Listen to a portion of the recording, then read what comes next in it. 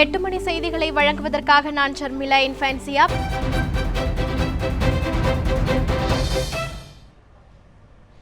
வர்தா புயல் காரணமாக சென்னை, காஞ்சிபுரம், திருவள்ளூர் உள்ளிட்ட 3 மாவட்ட பள்ளி கல்லூரிகளுக்கு நாளை விடுமுறை அளிக்கப்பட்டுள்ளது.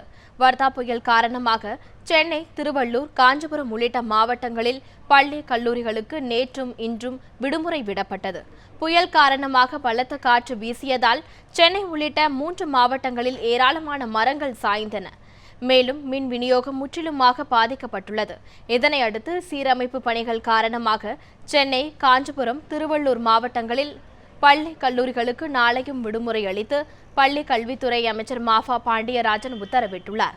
இதனிடையே மழை காரணமாக சென்னை அண்ணா பல்கலைக்கழகத்தில் நாளை நடைபெறவிருந்த தேர்வுகள் அனைத்தும் ஒத்திவைக்கப்பட்டுள்ளதாகவும் அறிவிக்கப்பட்டுள்ளது. தேர்வு தேதிகள் பின்னர் அறிவிக்கப்படும் என்றும் அண்ணா பல்கலைக்கழகம் தெரிவித்துள்ளது.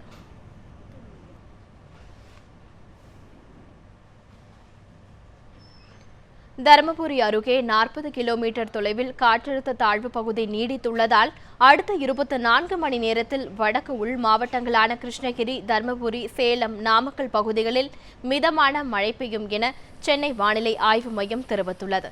சென்னையில் செய்தியாளர்களிடம் பேசிய வானிலை ஆய்வு மைய இயக்குநர் பாலச்சந்திரன், வர்தா புயல் தற்போது தருமபுரி அருகே 40 கிலோமீட்டர் தொலைவில் காற்றழுத்த தாழ்வு பகுதியாக நிலை கொண்டுள்ளதாக தெரிவித்தார்.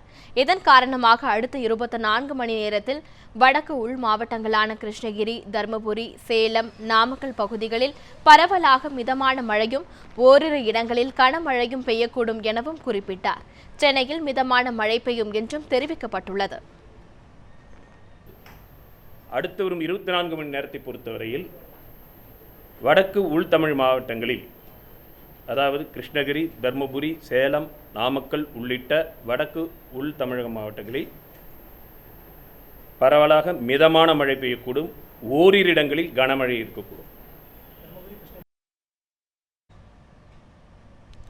சென்னையில் வர்தா புயலால் பாதிக்கப்பட்ட மின் விநியோகம் நகர் பகுதியில் இன்று இரவுக்குள் சீரடையும் என மின்சார வாரியம் தெரிவித்துள்ளது. கடுமையாக பாதிக்கப்பட்ட புறநகர் பகுதியில் 3 நாட்களுக்குள் மின்சாரம் வழங்கப்படும் என்றும் தெரிவிக்கப்பட்டுள்ளது. இதுகுறித்து மின்சாரம் வெளியிட்டுள்ள அறிவிப்பில், வர்தா புயலால் 10,000 மின்கம்பங்கள் சேதமடைந்துள்ளதாகவும் 450 மின்மாற்றிகள் சேதமடைந்துள்ளதாகவும் தெரிவிக்கப்பட்டுள்ளது. சென்னையில் அனைத்து மின் உற்பத்தி நிலையங்களும் செயல்பட்டு வரும் நிலையில் 3000 மின்கம்பங்கள் கையிருப்பில் உள்ளதாக மின்சார வாரியம் தெரிவித்துள்ளது. சீரமைப்புக்காக வெளி மாவட்டங்களில் இருந்து 7000 மின்கம்பங்கள் கொண்டுவரப்பட்டுள்ள நிலையில் 3000 மின் ஊழியர்களும் வரவழைக்கப்பட்டுள்ளனர். சென்னையில் 6000 மின் ஊழியர்கள் சீரமைப்பு பணியில் ஈடுபடுத்தப்பட்டுள்ளதாகவும் மின் மாற்றிகளை சீரமைத்த பின்னரே மின்சாரம் வழங்கப்படும் என்றும் தெரிவிக்கப்பட்டுள்ளது. சென்னை நகருக்குள் இன்று இரவுக்குள் மின்சாரம் வழங்கப்படும் என்றும் புறநகர் பகுதிகளில் 3 நாட்களில் மின் விநியோகம் வழங்கப்படும் என்றும் மின்சார வாரியம் தெரிவித்துள்ளது. வர்தா புயலின் தாக்கத்தால் சென்னை உட்பட புறநகர் பகுதிகளில் சேதமடைந்த மின் கம்பங்களை சீரமைக்கும் பணி தொடர்ந்து நடைபெற்று வருகின்றது. இது தொடர்பாக மின்சாரத்துறை அமைச்சர் தங்கமணியுடன் நமது செய்தியாளர் விக்னேஷ் நடத்திய கலந்துரையாடலை தற்பொழுது பார்க்கலாம். சென்னை அருகே கரையை கடந்த வர்தா புயலின் தாக்கம் காரணமாக சென்னையில் பல்வேறு மின் மாற்றிகள் மற்றும் மின் கம்பங்கள் சேதமடைந்துள்ளன. இந்த சேதமடைந்த மின் கம்பங்கள் மற்றும் மின் மாற்றிகளை சீரமைக்கும் பணி தொடர்ந்து நடைபெற்று வருகிறது. இது தொடர்பாக நம்மிடையே இணைந்திருக்கும் மின்சாரத்துறை அமைச்சர் தங்கமணியிடம் சில கேள்விகளை கேட்கலாம். சார் வணக்கம் சார். தற்போது சென்னையில் என்ன மாதிரியான பணிகள் மேற்கொள்ளப்பட்டு வருகிறது? மீட்பு பணிகள், ஓரிரு இடங்களில் மின்சாரம் விநியோகிக்கப்பட்டு வருகிறது. முழுமையாக எப்போது மின்சாரம் விநியோகிக்கப்படும்? வர்தா புயலினுடைய தாக்கம் அதிகமாக இருந்த காரணத்தினால் சென்னை மாநகரத்தில் மரங்கள் ஒடிந்து விழுந்த காரணத்தினால் பல்வேறு மின்தடை ஏற்பட்டிருக்கின்றது. அந்த மரங்களை அகற்றும் பணி நடைபெற்று கொண்டிருக்கின்றது. அந்த மரங்களை அகற்றும் பணி முடிந்தவுடன் உடனடியாக அந்தந்த பகுதியில் மின்சார விநியோகம் சீரமைக்கப்பட்டு கொண்டிருக்கின்றது. அது மட்டுமல்லாமல் சென்னை பகுதியில் மட்டும் 6000 மின் பணியாளர்கள் இருக்கின்றார்கள். வெளி மாவட்டங்களிலிருந்து ஒரு 3000 மின் பணியாளர்களும் அதேபோல் அதிகாரிகளும் கொண்டு வரப்பட்டிருக்கின்றோம். மின்வாரிய தலைவர் அவர்கள் இங்கேயே இருந்து 24 மணி நேரம் இருந்து மின்சார விநியோகத்தை சீர் செய்ய வேண்டும் என்பதற்காக இரவுகள் என்றும் பாடுபட்டு கொண்டு இருக்கின்றார். இப்பொழுது சென்னை மாநகரத்தை பொறுத்தவரை 50% மேல் மின்சாரம் சரியாகப்பட்டுவிட்டது. இன்னும் இருக்கின்ற பகுதிகளில் அந்த மரங்கள் அகற்றப்பட்டதற்கு பின்னால் கிட்டத்தட்ட ஒரு 3-4 மணி நேரத்திற்குள் முழுமையாக சென்னை மாணவர்களுக்கு கொடுக்கப்படும் என்று அதுக்குண்டான நடவடிக்கையை நாங்கள் மேற்கொண்டு இருக்கின்றோம். வரலாறு காணாத அளவிற்கு இந்த புயலினுடைய வேகம் இருந்த காரணத்தினால தான் இவ்வளவு சேதாரம் அடையிற்று. அதில் மிகவும் பாதிக்கப்பட்டது மின் வாரியம் தான். ஏனென்று சொன்னால் கிட்டத்தட்ட 10,000 மின் கம்பங்களும் 450 மின்மாற்றிகளும் பழுதடைந்திருக்கின்றன. அது மட்டுமல்லாமல் விநியோகத்திற்காக வருகின்ற அந்த டவர் 21 டவர்கள் விழுந்துவிட்டன. அந்த டவர்களையும் சரி செய்ய வேண்டும். அதை சரி செய்வதற்கு காலதாமதமானாலும் கூட அதுக்கு மாற்று வழியில் ஏற்பாடு செய்து இப்போ உடனடியாக சென்னை மாநகரத்திற்கு மின்சாரம் வழங்குவதற்குண்டான நடவடிக்கை எடுக்கப்பட்டிருக்கிறது. சார், அதே மாதிரி ஏராளமான மின் மாற்றிகள் மீது மரங்கள் விழுந்துள்ளதாக அதை அகற்ற நடவடிக்கை எடுக்கணும்னு சொல்லியிருக்கீங்க. இதனால் சாலைகளில் மின் வயர்கள் நிறைய அறுந்து கிடக்கு. இதுக்கு பொதுமக்களுக்கு மின்சார வாரியம் சார்பாக ஏதாவது அறிவுறுத்தல் இருக்காங்க? சென்னை மாநகரை பொறுத்தவரை மின் ஒயர்கள் மேலே இல்லாத காரணத்தினால், அண்டர் கேபிள் இருக்கின்ற காரணத்தினால் இந்த பகுதியில் பாதிப்பில்லை. ஆனால் புறநகர் பகுதியில் அது போன்ற மின் ஒயர்கள் அந்திருக்கின்ற பகுதியில் பொதுமக்கள் ஜாக்கிரதையாக இருக்க வேண்டும் என்று ஏற்கனவே மின் வாரியத்தின் வாயிலாக அறிவுறுத்தப்பட்டிருக்கின்றது. நாங்கள் மின்சாரம் குடிக்கின்ற போதே ஒவ்வொரு பகுதியாக அதை சரிபார்த்து அதற்கு பின்னால் தான் அந்த மின்சாரம் குடிக்கின்றோம். அதனால் கூட சிறிது காலதாமதம் ஏற்பட்டு கொண்டிருக்கிறோம். மக்களுடைய பாதுகாப்பு மிக முக்கியம் என்ற காரணத்தினால் அதையும் நாங்கள் சரிபார்த்து கொடுத்து கொண்டிருக்கின்றோம். சார், ஊழியர் பற்றாக்குறை காரணமாக வெளியூரிலிருந்து ஊழியர்கள் வரவழைக்கப்பட்டுள்ளனர். அவர்கள் எந்தெந்த பணிக்கு சென்று பணிகளை மேற்கொள்கின்றனர்? எந்த மாதிரியான நடவடிக்கைகள் எடுத்துகிட்டு வராங்க? ஊழியர் பற்றாக்குறை என்பது கிடையாது. சென்னை மாநகரை பொறுத்தவரை 6,000 மின் பணியாளர்கள் இருக்கின்றார்கள். சேதாரம் வரலாறு காணாத அளவிற்கு இந்த புயலினுடைய வேகம் இருந்த காரணத்தினால், சேதாரம் அதிகமாக இருக்கின்ற காரணத்தினால் வெளி மாவட்டங்களிலிருந்து மின் பணியாளர்களும் அதே போல் மின் சாதனங்களும் கொண்டு வரப்பட்டு இருக்கின்றது. 2-3 தினங்கள் முழுமையாக புறநகர் பகுதியிலும் சரி செய்யப்பட்டிருக்கும். அவர் கூறியபடி சேதம் அதிக அளவில் இருக்கும் காரணத்தினால் வெளியூர்களிலிருந்து மின்வாரிய ஊழியர்கள் வரவழைக்கப்பட்டுள்ளதாகவும், தற்போதைய நிலையப்படி 50% மின் விநியோகம் வழங்கப்பட்டு வருவதாகவும், இன்னும் ஓரிரு தினங்களில் முழுமையாக சென்னைக்கு மின் விநியோகம் வழங்கப்படும் எனவும் அவர் தெரிவித்திருக்கிறார்.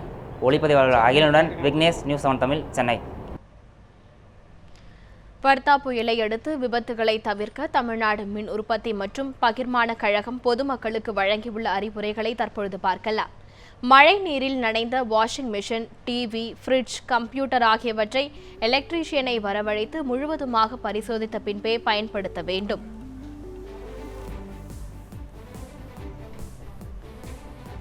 ஈரமான மின் மீட்டர்கள், போர்டுகள், சுவிட்சுகள் மற்றும் மின் ஒயர்களை தொடக்கூடாது. மின் ஒயர்கள் செல்லும் மின் பாதைகளை எலக்ட்ரீஷியனை வரவழைத்து முழுவதுமாக பரிசோதிக்க வேண்டும். மின் ஒயர்கள் பதிக்கப்பட்ட சுவர்களில் மின்கசிவு இருந்தால் அவற்றை தொட வேண்டாம். மின் கம்பங்கள், பில்லர்கள், தெருவிளக்கு, மின்கம்பங்கள் ஆகியவற்றை தொடக்கூடாது. மின்கம்பங்கள் ஒயர்களின் மீது ஈர துணிகளை காய போட வேண்டாம். மின்கம்பங்களின் துணி காய போட கம்பிகளையோ அல்லது வளர்ப்பு விலங்குகளையோ கட்ட வேண்டாம். மின்கம்பிகள் அறுந்து கிடப்பதை பார்த்தால் உடனடியாக மின்வாரிய அலுவலகத்திற்கு தகவல் தெரிவிக்க வேண்டும். டிரான்ஸ்பார்மர்கள் மற்றும் பில்லர்களில் மின்பொறி தென்பட்டால் உடனடியாக மின்வாரிய அலுவலகத்திற்கு தகவல் தெரிவிக்க வேண்டும். வர்தா புயலால் பாதிக்கப்பட்ட பகுதிகளில் சீரமைப்பு பணிகளை விரைவுபடுத்துவது குறித்து தமிழக முதலமைச்சர் ஓ பன்னீர்செல்வம் தலைமையில் ஆய்வுக் கூட்டம் நடைபெற்றது. சென்னை தலைமைச் செயலகத்தில் நடைபெற்ற இந்த ஆய்வுக் கூட்டத்தில் வனத்துறை அமைச்சர் சீனிவாசன், நெடுஞ்சாலை மற்றும் பொதுப்பணித்துறை அமைச்சர் எடப்பாடி பழனிசாமி, வருவாய்த்துறை அமைச்சர் உதயகுமார், தலைமைச் செயலாளர் ராமமோகன் ராவ் மற்றும் உயர் அதிகாரிகள் கலந்து கொண்டனர். புயல் பாதித்த பகுதிகளில் மீட்பு மற்றும் சீரமைப்பு பணிகளை விரைவுபடுத்துவது குறித்து இந்த கூட்டத்தில் அமைச்சர்கள் மற்றும் உயர் அதிகாரிகளுடன் முதலமைச்சர் ஓ பன்னீர்செல்வம் ஆலோசனை நடத்தினார். திருவள்ளூர் மாவட்டம் மணலி பகுதியில் உள்ள மாநகராட்சி பள்ளியில் அமைக்கப்பட்டுள்ள நிவாரண முகாமில் தங்க வைக்கப்பட்டுள்ளவர்களுக்கு முதலமைச்சர் ஓ பன்னீர்செல்வம் நிவாரணப் பொருட்களை வழங்கினார். சென்னை மாநகராட்சி தலைமை அலுவலகத்தில் நடந்த ஆய்வுக் கூட்டத்திற்கு பிறகு முதல்வர் ஓ பன்னீர்செல்வம் திருவள்ளூர் மாவட்டம் மாத்தூர் பகுதியில் மாநகராட்சி பள்ளியில் அமைக்கப்பட்டுள்ள நிவாரண முகாம்களை நேரில் ஆய்வு செய்தார். அவருடன் அமைச்சர்கள் SP வேலுமணி, ஜெயக்குமார், RB உதயகுமார், தமிழக தலைமைச் செயலாளர், சென்னை மற்றும் திருவள்ளூர் மாவட்ட ஆட்சியர்கள் உள்ளிட்ட அதிகாரிகள் உடன் இருந்தனர். அப்போது வர்தா புயலால் உயிரிழந்தவர்களின் குடும்பங்களுக்கு தலா 4 லட்சம் ரூபாய்க்கான காசோலைகள் வழங்கப்பட்டன. மேலும் நிவாரண முகாம்களில் தங்க வைக்கப்பட்டோருக்கு புடவை, வேட்டி மற்றும் 10 கிலோ அரிசி வழங்கப்பட்டது. சென்னையில் வர்தா புயலால் பாதிக்கப்பட்ட பகுதிகளை பாமக இளைஞரணி தலைவரும் நாடாளுமன்ற உறுப்பினருமான அன்புமணி ராமதாஸ் இன்று பார்வையிட்டார். சென்னையில் தியாகராய நகர் மற்றும் அதை சுற்றியுள்ள பகுதிகளில் வர்தா புயல் மற்றும் மழையால் ஏற்பட்ட பாதிப்புகளை பார்வையிட்ட அவர் பாதிக்கப்பட்ட மக்களுக்கு ஆறுதல் கூறினார்.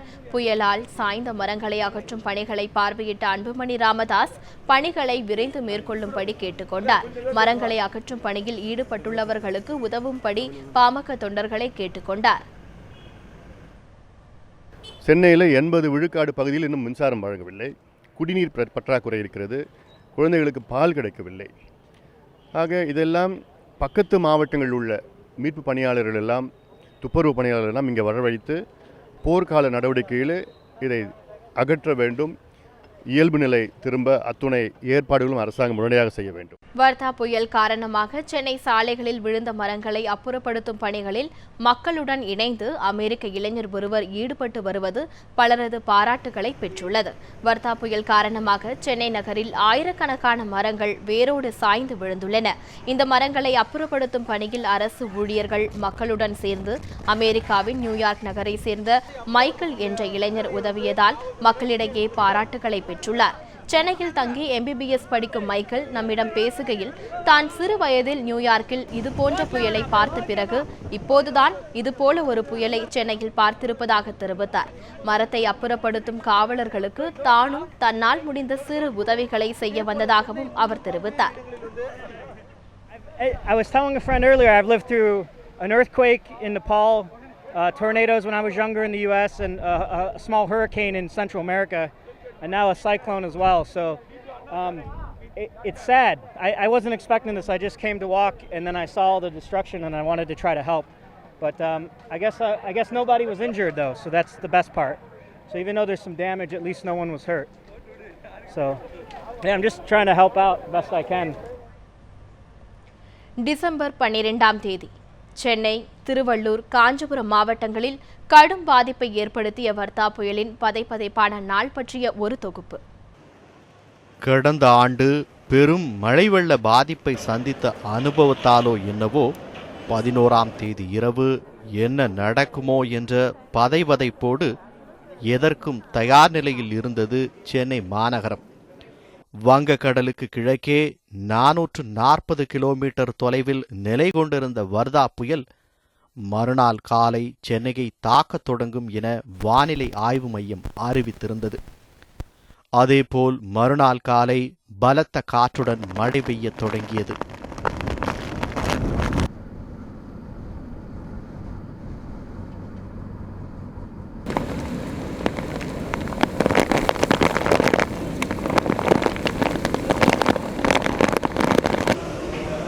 டிசம்பர் 11ஆம் தேதி மட்டும் வருவாய்த்துறை அதிகாரிகள் 3 முறை அவசரமாக கூடி முன்னெச்சரிக்கை நடவடிக்கைகள் குறித்து ஆலோசனை மேற்கொண்டனர். தமிழக முதலமைச்சர் ஓ பன்னீர்செல்வமும் உயர் அதிகாரிகளுடன் அவசர ஆலோசனை மேற்கொண்டார். சென்னை, காஞ்சிபுரம், திருவள்ளூர் ஆகிய 3 மாவட்டங்களுக்கு 6 குழுவை அனுப்பி வைத்தது தேசிய பேரிடர் மீட்பு படை. 3 மாவட்டங்களிலும் பள்ளிகளுக்கு விடுமுறை அறிவிக்கப்பட்டது. முதன்முறையாக தனியார் நிறுவனங்களுக்கும் விடுமுறை அளிக்க தமிழக அரசு வலியுறுத்தியது. ஒட்டுமொத்த நகரமும் பதைபதைப்புடன் காத்திருக்க சொல்லி வைத்தது போலவே காலை 8 மணி முதல் பயங்கர சூறைக்காற்று வீசத் தொடங்கியது. காற்றின் வேகம் ஒவ்வொரு மணி நேரமும் அதிகரித்தது.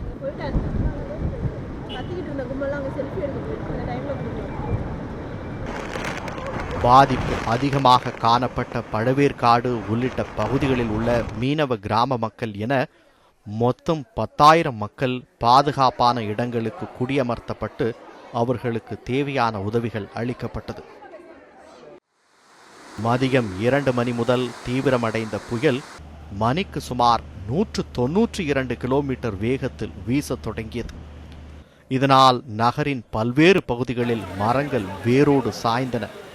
மின் கம்பங்கள் முறிந்து விழுந்தன. சென்னை விமான நிலையம் மறுநாள் வரை மூடப்பட்டது. தண்டவாளங்களில் மரங்கள் முறிந்து விழுந்ததன் காரணமாக புறநகர் ரயில் சேவை நிறுத்தப்படுவதாக அறிவிக்கப்பட்டது. இதனால் வீடு திரும்ப வழியின்றி ஏராளமான மக்கள் தவித்தனர்.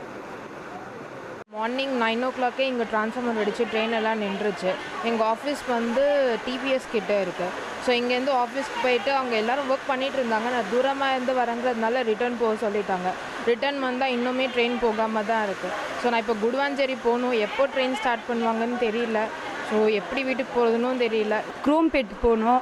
வேலை ரொம்ப டைட்டாக இருக்குது. அதனால சரி வான்னு கூப்பிட்றாங்க. அதனால தான் போக வேண்டியதாக இருக்குது. இப்போ வீட்டுக்கும் போக முடியாமல் ஆஃபீஸுக்கும் போக முடியாமல் 2 கட்டத்தில் நின்றுட்டுருக்கோம். 1.5 மணி நேரமாக நின்றுட்டு 1.5 மணி நேரத்துக்கு மேலேயே ஆகுது. அவங்களும் அதை தான் சொல்லிட்டு திட்டிட்டு திரும்ப வீட்டுக்கு போயிருக்காங்க. அடிக்கிற காற்றுல வீட்டுக்கும் போக முடியாது. 2 கட்டம் தான் ஆஃபீஸு. இங்கே ட்ரெயின்லேயே உள்ளே உட்காந்துட்டு இருக்கோம். வேலைக்காக போகிறோம். கிண்டிக்கு போனோம். இங்கேயே எக்மோர்லேயே நிற்குது. சென்ட்ரல்லே ஒரு 1/4 hour போட்டான். திருப்பி எக்மோரில் வந்து 1.25 மணி நேரமாக நிற்குது. இன்னும் கிளம்பவே இல்லை வண்டி. பின்னர் அறிவிக்கப்படும்ன்றாங்க தவிர இது வரைக்கும் அறிவிக்கவே இல்லை. வண்டி எப்போ கிளம்புன்றது இது வரைக்கும் அறிவிக்கவே இல்லை. அயனாவரம்லேருந்து வரோம். கிண்டி போனோம். லாஸ்ட் 2 hours ட்ரெயின் இங்கே இருக்குது. Mode of transport only train மட்டும்தான் யூஸ் பண்ணுறோம். ஸோ இங்கே வந்து ரயில்வே அத்தாரிட்டிஸில் கேட்கும் போது வந்து அவங்க வந்து பின்னர் அறிவிக்கப்படும் சொல்கிறாங்க. பட் எக்ஸாக்ட் டீட்டெயில்ஸ் என்னன்னு தெரியல. பவர் சப்ளை எல்லாம் கட் பண்ணியிருக்காங்கன்னு சொல்லியிருக்காங்க. ஸோ கொஞ்சம் கஷ்டமாக தான் இருக்குது. ஒருபுறம் புயல் புரட்டி போட, மறுபுறம் மாநகராட்சி, நகராட்சி, தேசிய பேரிடர் மீட்பு படை என பல தரப்பினரும் நிவாரணம் மற்றும் புனரமைப்பு பணியில் ஈடுபட்டு வந்தனர். மாலை ஒரு வழியாக சென்னை துறைமுகம் அருகே புயல் கரையை கடக்க ஓரளவு காற்றின் வேகம் குறைந்தது. சற்று நிம்மதி அடைந்து பொதுமக்கள் வெளியே வந்து பார்த்தபோது உருகுலைந்த சென்னையை கண்டு அதிர்ச்சி அடைந்தனர். உடனடியாக தொலைக்காட்சிக்கு பேட்டியளித்த மின்துறை அமைச்சர் தங்கமணி, வட தமிழகம் முழுவதும் 4500 மின்கம்பங்கள் சாய்ந்து விழுந்துள்ளதாகவும் அவற்றை சரி செய்யும் பணியில் மின் ஊழியர்கள் போர்க்கால அடிப்படையில் ஈடுபட்டு வருவதாகவும் தெரிவித்தார். வழக்கம் போல பால் விநியோகம் நடைபெறும் என தமிழக அரசு அறிவித்தது. இந்த புயலில் சென்னை நகரில் மட்டும் சுமார் 6000 மரங்கள் முறிந்து விழுந்துள்ளதாக கூறப்படுகிறது. 1500 மின்கம்பங்கள் சாய்ந்துள்ளன. புயல் பாதிப்பால் தமிழகம் முழுவதும் 10 பேர் வரை பலியாகியுள்ளனர். இறந்தவர்களுக்கு தலா 4 லட்சம் ரூபாய் நிவாரணம் வழங்குவதாக தமிழக அரசு அறிவித்துள்ளது. மீண்டும் ஒரு மோசமான டிசம்பரை துணிச்சலுடன் எதிர்கொண்ட சென்னை வாசிகள் தங்கள் வழக்கமான பணிக்கு திரும்பத் தொடங்கியுள்ளனர். நியூஸ் 7 தமிழ் செய்தி பிரிவு. வர்தா புயலையொட்டி பெய்த மழையால் செம்பரம்பாக்கம் ஏரியில் தண்ணீர் வரத்து அதிகரித்துள்ளதை அடுத்து ஏராளமான பொதுமக்கள் நீர்வரத்தை பார்க்க குவிந்தனர். சென்னை, காஞ்சிபுரம், திருவள்ளூர் உள்ளிட்ட மாவட்டங்களில் வர்தா புயலால் கனமழை பெய்தது. இதனால் சென்னையின் முக்கிய குடிநீர் ஆதாரங்களில் ஒன்றான செம்பரம்பாக்கம் ஏரிக்கு நீர்வரத்து அதிகரித்துள்ளது. 2551 ஹெக்டேர் பரப்பளவில் உள்ள செம்பரம்பாக்கம் ஏரியில் நேற்று 245 மில்லியன் கன அடி நீர் இருந்தது. இந்நிலையில் 21.4 சென்டிமீட்டர் மழை பெய்ததை அடுத்து ஏரியின் நீர்மட்டம் 518 கன அடியாக உயர்ந்துள்ளது. கடந்த ஆண்டு இதே தினத்தில் 3481 கன அடியாக இருந்த நீர் இருப்பு தற்போது வெறும் 518 கன அடியாக மட்டுமே உள்ளது. செம்பரம்பாக்கம் ஏரி நீர்மட்டம் உயர்ந்துள்ளது மக்களிடையே மகிழ்ச்சியை ஏற்படுத்தினாலும் கோடை காலத்தில் இந்த நீரை கொண்டு தண்ணீர் தட்டுப்பாட்டை போக்க முடியாது என அதிகாரிகள் தெரிவித்துள்ளனர். போன வருஷம் மழை வந்துச்சு, ஆனால் நாங்கள் வந்து பார்க்க முடியல. இப்போது வந்திருக்கோம் பார்க்குறதுக்கு. நல்லா ஜாலியாக இருக்குது, நல்லா இருக்குது. 2 நாள் முன்னாடி வந்து பார்த்தேன், கரெக்டாக இருந்துச்சு. சரின்னு சொல்லிட்டு நேற்று செம்ம மழை வெளிலேருந்து வரல. இன்றைக்கி வந்து பார்த்தேன் எல்லாம் ரொம்பவே செம்மையாக இருக்குது. இந்த மீன்லாம் வாங்கிட்டு போகிறேன் வீட்டுக்கு. நல்லா சந்தோஷமாக இருக்குது. வர்தா புயல் பாதிப்பு காரணமாக சென்னை சென்ட்ரல் மற்றும் எழும்பூர் ரயில் நிலையங்களில் இருந்து புறப்பட்டு செல்லும் 18 ரயில்கள் ரத்து செய்யப்பட்டுள்ளன. அது குறித்த விவரங்களை தற்பொழுது பார்க்கலாம்.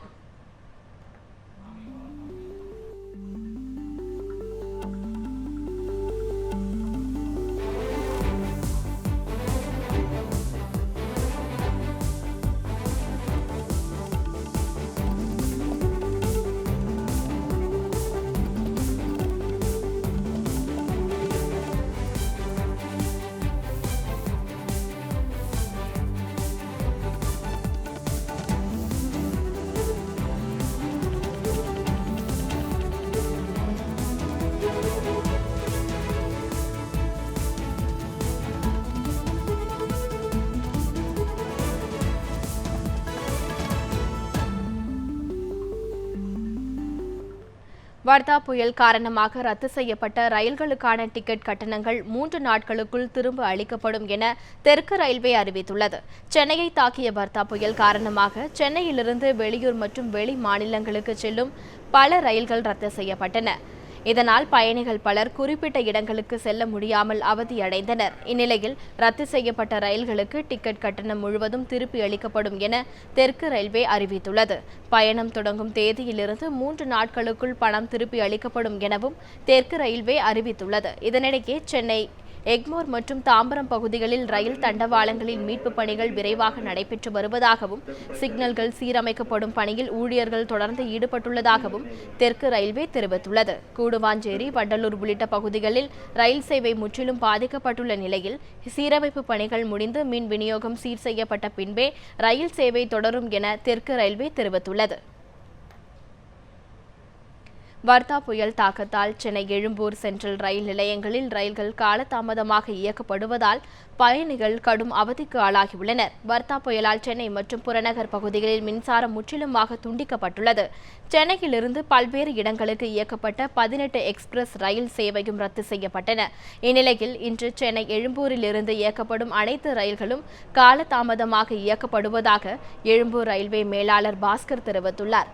மின்தடை மற்றும் டீசல் பற்றாக்குறை காரணமாக மற்ற ரயில்களை இயக்குவதில் காலதாமதம் ஏற்பட்டுள்ளதாகவும் தெரிவித்துள்ளனர்.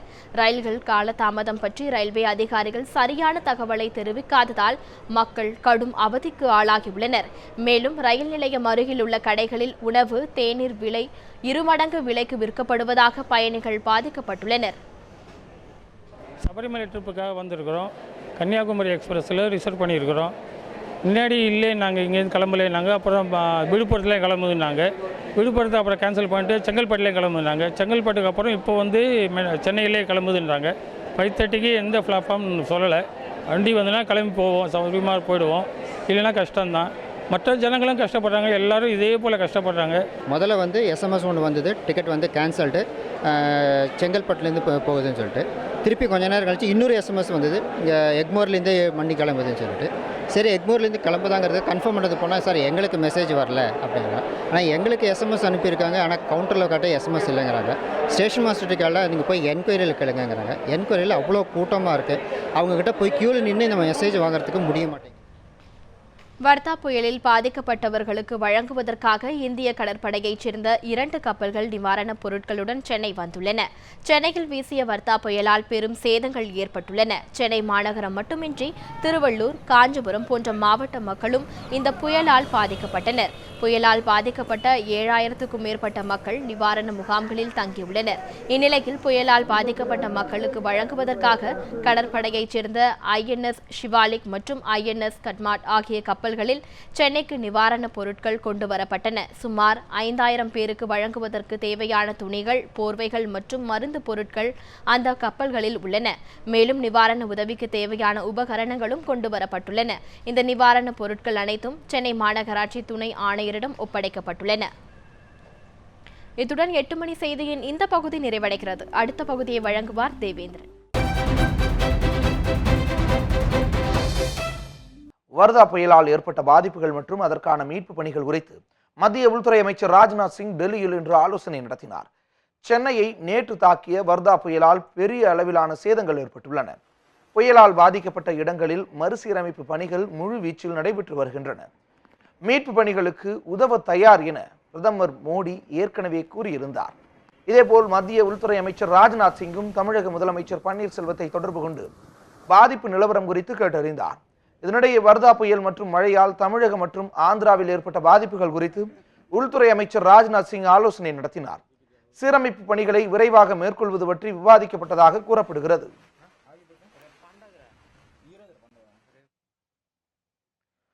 சென்னையில் நேற்று மாலை கரையை கடந்த வர்தா புயல் காசிமேடு மீனவர்களை கலங்கடித்து சென்றுள்ளது.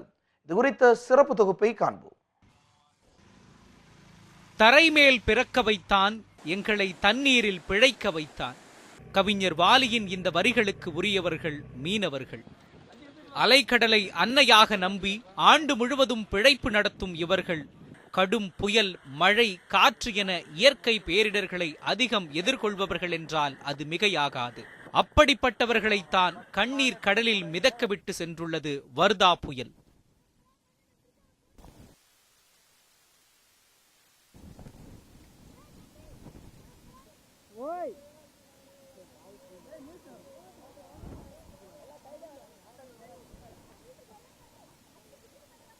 வானிலை ஆய்வு மைய எச்சரிக்கை வந்ததுமே பாதுகாப்பு ஏற்பாடுகளை செய்யத் தொடங்கிய காசிமேடு மீன்பிடி துறைமுக மீனவர்கள் படகுகள் அனைத்தையும் ஒன்றோடொன்று பிணைத்து கட்டி புயல் காற்றை எதிர்கொள்ள தயார் நிலையிலேயே இருந்தனர். மதியம் 2 மணி வரை காற்றின் வேகத்தை சமாளித்த மீன்பிடி படகுகள் காற்று எதிர் திசையில் வீசத் தொடங்கியதும் ஒன்றோடொன்று மோதி பெரும் சேதத்திற்கு உள்ளாகின. 2 மணிலேருந்து 5 மணி வரை காற்று வேகமாக வீசிச்சு. அப்புறம் 5 மணிக்கு மேலே காற்று திரும்பிச்சு. அப்போ தான் போட்டுகள்லாம் ஒன்றோடு மோத ஆரம்பிச்சிது. அந்த காற்றுல கண்ட்ரோல் பண்ண முடியல. அந்த போட்டை காப்பாற்ற முடியல. யாருமே காப்பாற்றினாங்கன்னா கயிறு பிடிச்சி இழுத்தாங்கன்னா அந்த உயிருக்கு ஆபத்து ஏற்பட்ட நிலைமை ஏற்பட்டுச்சு. அதனால் போட்டு ஒன்றோடு ஒன்று இடித்து மோதி நிறைய போட்டுகளுக்கு சேதம், 100 போட்டுகளுக்கு சேதம். ஒரு 10-15 போட்டு தண்ணியில் முழுகி போச்சு. மீன்பிடி படகுகள், வலைகள், எந்திரம் என பெரும் பொருட்சேதம் ஏற்பட்டிருப்பதாக தெரிவிக்கும் மீனவர்கள் இவைகளை சரி செய்த பிறகே கடலுக்கு செல்ல முடியும் என்றும் கூறுகின்றனர். காசிமேடு மீனவ கிராம மக்களின் நிலைமை இவ்வாறு இருக்க, திருவெற்றியூர் குப்பம் மீனவர்கள் தங்களது மொத்த வாழ்வாதாரத்தையே இழந்து வாடுகின்றனர்.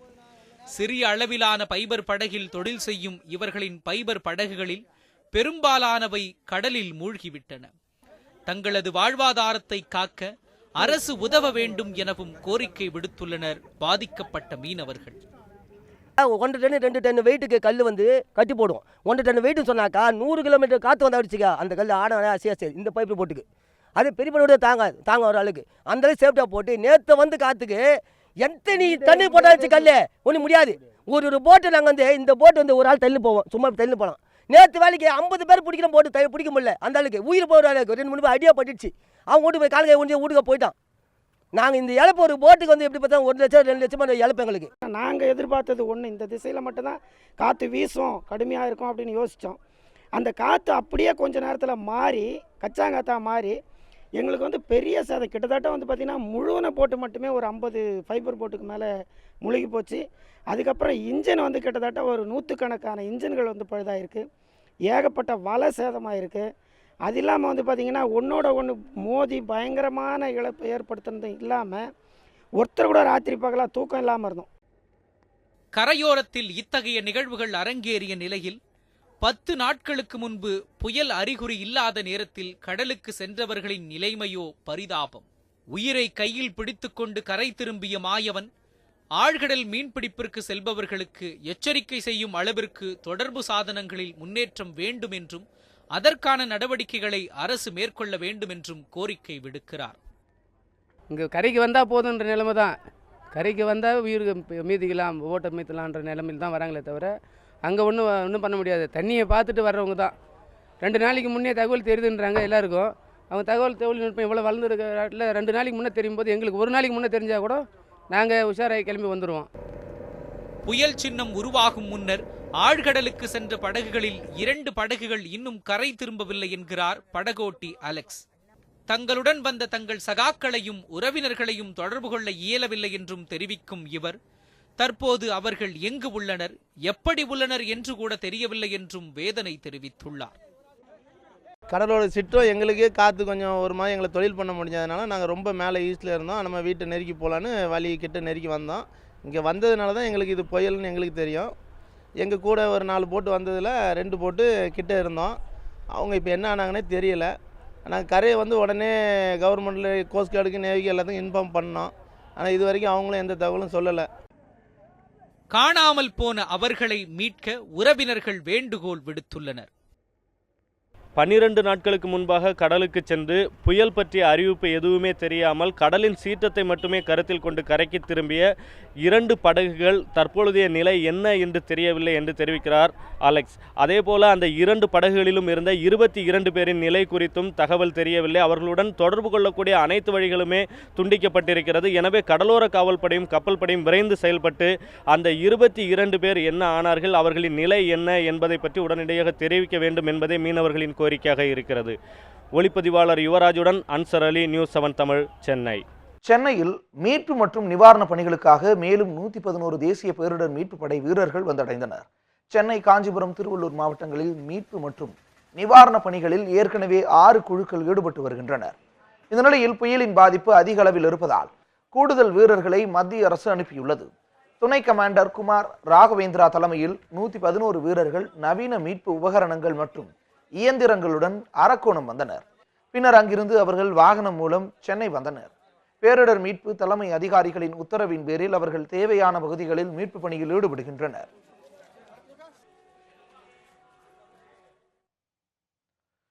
கடந்த ஒரு மாதத்தில் 4,61,000 கோடி ரூபாய் மதிப்பிலான ரூபாய் நோட்டுகள் பொதுமக்களுக்கு விநியோகம் செய்யப்பட்டுள்ளதாக ரிசர்வ் வங்கி தெரிவித்துள்ளது. மும்பையில் இன்று செய்தியாளர்களிடம் பேசிய ரிசர்வ் வங்கியின் துணை ஆளுநர் ஆர் காந்தி, கடந்த 10ஆம் தேதி வரை 12.4 லட்சம் கோடி ரூபாய் மதிப்புள்ள பழைய ரூபாய் நோட்டுகள் வங்கிகளில் டெபாசிட் செய்யப்பட்டுள்ளதாக கூறினார். ரூபாய் நோட்டு அறிவிப்புக்கு பிறகு குறைந்த மதிப்பு கொண்ட சுமார் 2 கோடி ரூபாய் நோட்டுகள் வங்கிகள் மூலம் பொதுமக்களுக்கு வழங்கப்பட்டுள்ளதாகவும் அவர் கூறினார். வங்கிகளுக்கு வழங்கப்படும் ரூபாய் நோட்டுகளின் எண்ணிக்கை தினமும் அதிகரிக்கப்பட்டு வருவதாகவும் காந்தி தெரிவித்தார். பொதுமக்கள் பணத்தை கையில் வைத்திருக்காமல் அதை புழக்கத்தில் விட வேண்டும் எனவும் காந்தி வலியுறுத்தியுள்ளார்.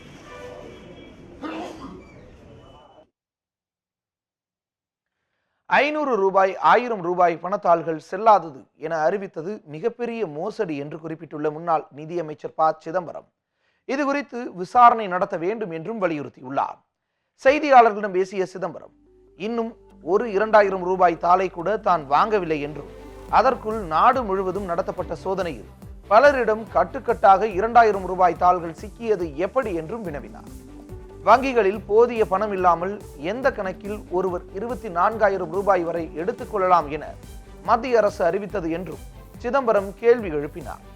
கருப்பு பண ஒழிப்பு மற்றும் பணமாற்றம் நடவடிக்கையில் மாவட்ட மத்திய கூட்டுறவு வங்கிகளை ஒதுக்கி வைத்ததை குறிப்பிட்ட அவர், விவசாயிகளை தண்டிப்பதற்காகவே அரசு இவ்வாறு செய்ததாக குற்றம் சாட்டினார். கூலி வேலை செய்யும் 45 கோடி மக்கள் அரசின் நடவடிக்கையால் பாதிக்கப்பட்டுள்ளதாக தெரிவித்த அவர், இவர்களுக்கெல்லாம் இழப்பீடு வழங்குவது யார் என்றும் வினவினார். 2000 ரூபாய் பணத்தாள்கள் திரும்ப பெறப்படலாம் என கூறப்படுவதை சுட்டிக்காட்டிய அவர், அவ்வாறு நடந்தாலும் ஆச்சரியப்படுவதற்கில்லை என்றார். பணமில்லா பொருளாதாரம் என்கிற அரசின் கொள்கையை குறை கூறிய சிதம்பரம், அமெரிக்கா, சிங்கப்பூர் ஆகிய நாடுகளில் பணமில்லாத பொருளாதாரம் உள்ளதா என கேள்வி எழுப்பினார். கருப்பு பண ஒழிப்பு நடவடிக்கையால் பணக்காரர்கள் பாதிக்கப்படுவர், ஏழைகள் பயனடைவர் என்று கூறிய அரசு ஒரு மாயையை ஏற்படுத்துவதாகவும் ப. சிதம்பரம் குறிப்பிட்டார். செய்தி அறிக்கை நிறைவுற்றது. என்றும் தொடர்ந்து பாருங்கள் நியூஸ் 7 தமிழை.